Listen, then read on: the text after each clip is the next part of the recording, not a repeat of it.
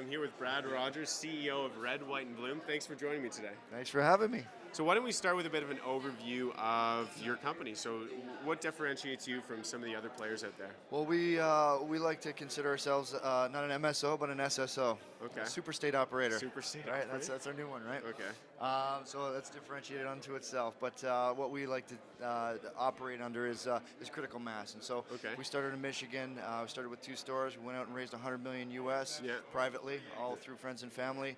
So we haven't hit the banks yet. And so we went out and then aggregated 12 stores to date right now operating. We've got 11 more APAs coming. 12 stores right now are doing over $100 million in revenue.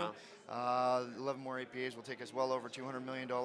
We're starting to grow there as well. We've got 325,000 square feet that we're building out. And that'll take us all the way. We're swimming upstream there, not downstream.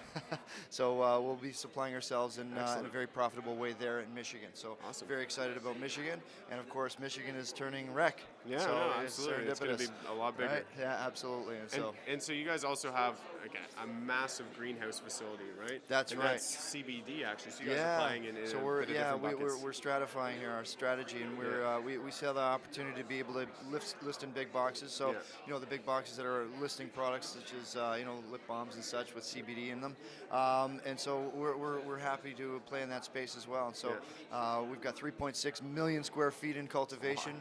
We just took it over 4 months ago, and we've harvested 60 tons of it already. Wow. And so we're looking at that as more of a strategy of higher margin hemp products, CBD products. And so do you guys have any estimates or assumptions on the kind of revenue that can be generated from that facility? Yeah, I mean, we know it's a commodity, and so what we're doing is actually strategize to select their cultivars for bud structure, for terpenes and such, that it's not just biomass. And so we're putting into high margin revenue streams, but at the bottom, we'll probably get it somewhere around $150 to $200 million out of that facility per year. Yeah, and so we're pretty excited about that in and of itself. And then, of course, we get national big box distribution for the products that we already have in there.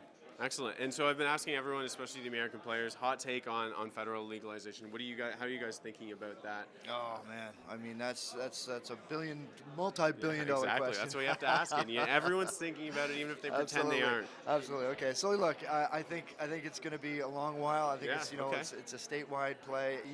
Each state has its own garden wall. Yeah. And so we got to play there as per what they build the regs around, but federalization would help everybody. I mean, it would be the smartest thing the feds could do.